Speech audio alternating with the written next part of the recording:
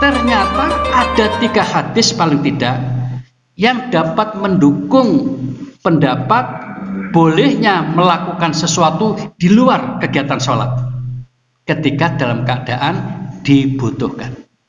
Ada 3 hadis berikut ini.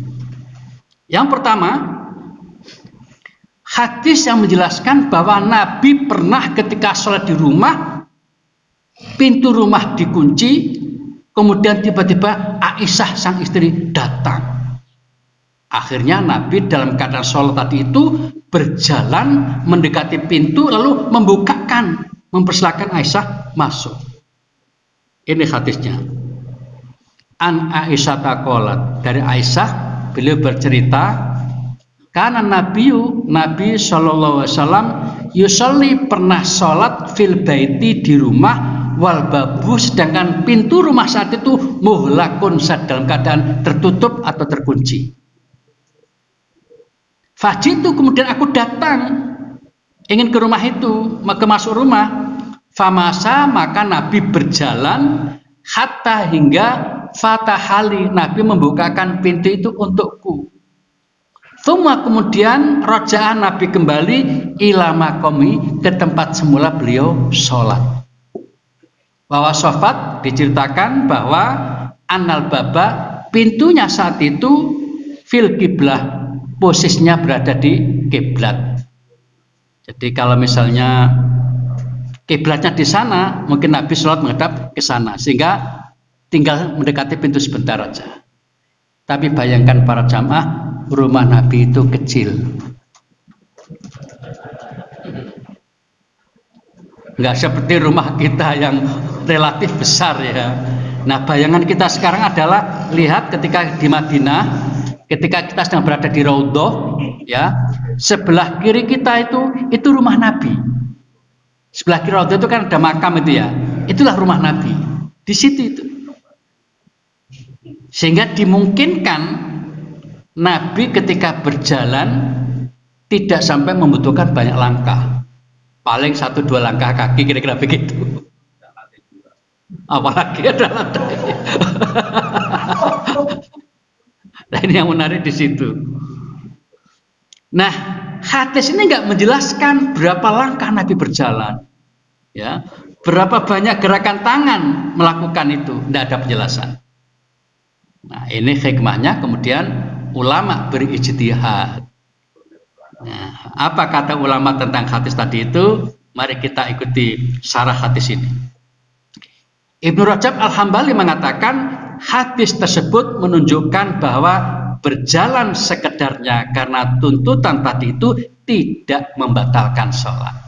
Jadi boleh ketika sholat kemudian bergerak. Makanya kalau kita ini berjamaah ya, kemudian tiba-tiba di depan kita itu batal, kan kemudian dia keluarkan, kita boleh berjalan ke shaf yang di depan kita itu.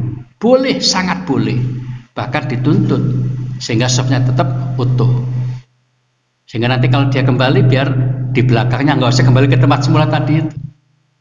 Nah, kemudian kata Ibnu Ruslan, berjalan yang dibolehkan adalah selangkah atau 2 langkah. Ini ijtihad beliau. Atau jika lebih dari itu, artinya 5 langkah gitu misalnya, bisa dilakukan secara terpisah. Mungkin maksudnya selangkah 2 langkah berhenti dulu, kemudian selangkah 2 langkah berhenti dulu, lalu selangkah berikutnya. Kira-kira begitu, terpisah. Jadi tidak langsung 1, 2, 3, 4, 5 gitu.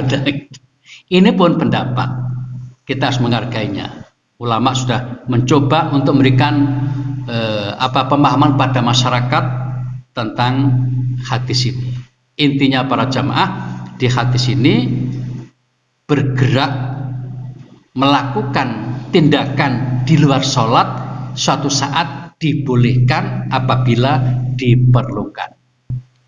Yang kedua, ini mungkin bisa lebih heboh ya. Nabi pernah memerintahkan untuk membunuh ular dan kalajengking saat sedang sholat. Ini hadisnya. Nabi bersabda, uqtulul aswadaini, bunuhlah dua hewan yang berwarna hitam fi sholat, dalam keadaan sedang sholat. Apa hewan itu? Al hayata, ular, wal akroba, dan kalajengking. Hadis ini adalah hadis riwayat Abu Dawud, dan hadis ini sahih kata Al-Albani. Jadi para jamaah, kita bisa bayangkan sholat kok dibolehkan membunuh. Berapa gerakan itu? Ya paling tidak tangan, tapi kalau di masjid ini nggak bisa bunuh, pakai apa? Masa pakai HP? Bener rusak. Nah, kalau kita ke Mekah, ke Madinah, agak mudah bayangkan. Mungkin kita sholat dekat dengan sandal yang kita bawa itu kan ya. Bisa membunuh pakai sandal. Kalau di sini, artinya bayangkan pada masa Nabi itu situasi musola atau masjid itu sedemikian rupa yang memungkinkan orang dekat dengan barang bawaannya, sandal dan sepatu dan sebagainya. Nah, sehingga memungkinkan orang itu bisa, atau pas sholat sendirian di rumah, sholat duha misalnya kan gitu. Nah, kemudian tiba-tiba ada geremet ular, lalu kita menduga, wah jangan-jangan ular nanti akan ngentup atau menggigit kita. Maka kemudian kata Nabi, uktulu, bunuhlah. Bagaimana komentar ulama tentang hadis ini? Kita ngambil pendapat Syekh Al-Utsaimin, ulama. Nah, beliau mengatakan orang sholat diperbolehkan membunuh ular, bahkan disunahkan membunuh. Berdasarkan hadis, Nabi bersabda, bunuhlah dua binatang hitam dalam sholat, yaitu ular dan kalajengking. Nah, di sini ada perintah untuk membunuh. Bahkan kata beliau, dalam sikon tertentu kita menduga hewan akan menyerang kita, maka wajib membunuhnya. Apa yang bisa kita pelajari dari sini? Ini menunjukkan bahwa Islam itu agama yang sangat memperhatikan keselamatan manusia. Sangat memperhatikan keselamatan manusia. Nah, yang terakhir para jamaah, ada satu hadis lagi yang cukup heboh ini. Itu hadis yang menjelaskan Nabi ketika ngimami sholat itu sambil menggendong cucunya. Kita baca hadisnya. An Abi Qatadah Al-Ansori, dari Abu Qatadah Al-Ansori, anna Rasulullah, bahwasanya Rasulullah SAW kana yusolli, beliau pernah sholat wa hamilun, saat beliau sedang sholat sambil menggendong Umamah, cucunya bernama Umamah. Umamah ini adalah cucu beliau dari putri beliau bernama Zainab binti Rasulullah, kemudian yang dapat suami Abul As bin Rabi'ah bin Abdi Syams. Jadi Umamah itu cucu beliau dari putri yang bernama Zainab. Nah, para jamaah, bagaimana praktek beliau ketika sholat? Sedikit dijelaskan di hadis ini. Dikatakan sini, faidha sajada wadhaha. Ketika beliau mau sujud, maka sang cucu ini diletakkan di lantai dulu. Wa idza qoma, dan ketika beliau mau berdiri lagi pada rakaat berikutnya, hamalaha, menggendongnya lagi. Sekarang bayangkan berapa gerakan itu. Gerakan menggendong, gerakan meletakkan, gerakan menggendong lagi. Banyak gerakan. Dan hadis ini hadis yang paling sahih. Loh, kok dikatakan paling sahih? Langsung diriwayatkan oleh dua syekh ahli hadis, Bukhari dan Muslim sekaligus. Bukhari saja udah sahih, Muslim saja udah sahih. Kalau udah dua orang yang meriwayatkan satu hadis itu, wah, ini sudah tertinggi tingkat kesahihannya. Nah, apa komentar ulama tentang hadis ini? Menurut Amr bin Salim yang diriwayatkan oleh Zubair bin Bakar, sholat yang dilaksanakan oleh Rasul adalah sholat subuh. Berarti sholat wajib.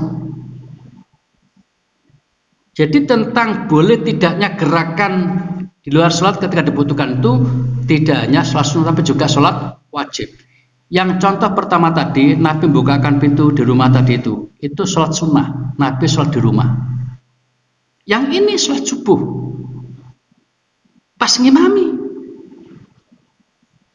Sekarang bayangkan, apa sih cucu itu subuh-subuh kok jalan gendong? Ya kan? Nah, saya kemudian merenung, kira-kira iki yang terjadi itu bagaimana itu kira-kira. Nah, ini bisa jadi para jamaah kita boleh membayangkan mungkin saat itu sang cucu bangunnya lebih awal.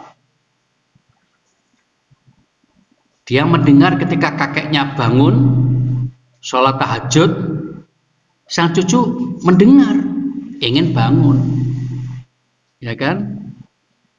Kalau di zaman kita yang normal nih minta dimandikan segala macam. Begitu subuh tiba dan Nabi harus datang ke masjid, sang cucu minta digendong, aku minta gendong. Bisa jadi seperti itu. Nabi ini kan sangat penyayang kepada siapapun, juga termasuk kepada putrinya dan juga pada cucunya. Tidak tega beliau kemudian sholat kok cucunya nangis terus. Ingat, rumahnya dekat masjid. Jadi kalau nangis kira-kira terdengar itu oleh jamaah itu.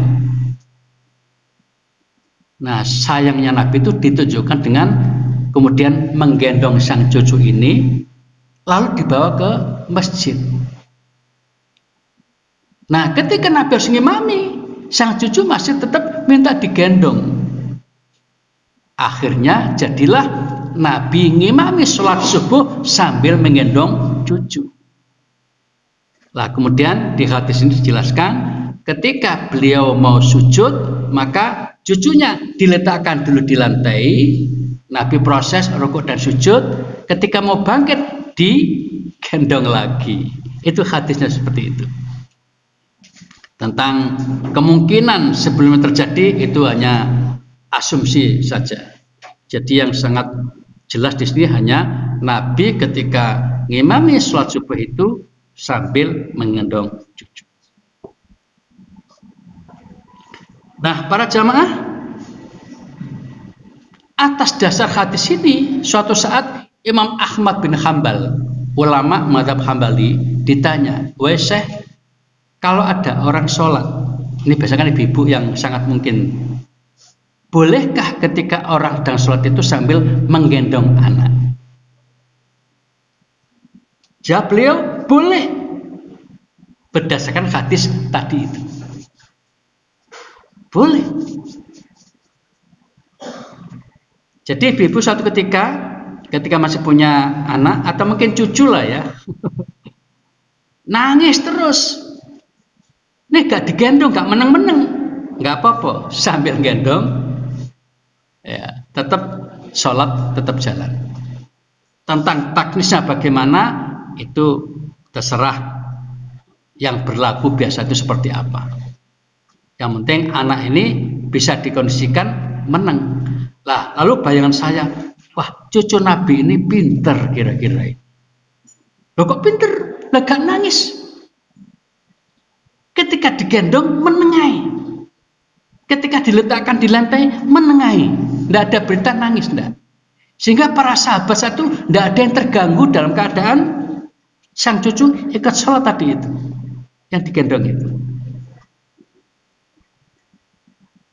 Para jamaah, berdasarkan 3 hadis tadi itu, kita mendapatkan informasi bahwa ketika kita sedang sholat yang sekhusyuk mungkin tadi itu,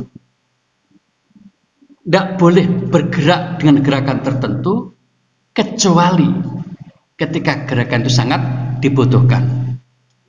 Berdasarkan 3 hadis tadi, yang pernah dicontohkan Nabi adalah berjalan kemudian membukakan pintu. Yang kedua, Nabi memerintahkan kepada sahabatnya untuk membunuh ular atau kalajengking jika itu diduga akan membahayakan bagi yang sholat. Dan yang ketiga, Nabi memberi contoh langsung ketika sholat sambil menggendong sang cucu. Kesimpulannya adalah jika gerakan-gerakan tadi dibolehkan, bahkan dicontohkan Nabi, apalagi jika sekedar mematikan HP. Maka mematikan HP pada sholat itu dituntut dan dibolehkan. Bahkan pada situasi tertentu diharuskan untuk dilakukan mematikan HP-nya. Demikian para jamaah yang dapat disajikan pada pagi hari ini. Mudah-mudahan menginspirasi dan membuka wacana kita untuk senang dalam beribadah, mudah dalam beribadah, dan membantu kita bisa lebih khidmat, lebih khusyuk ketika sholat.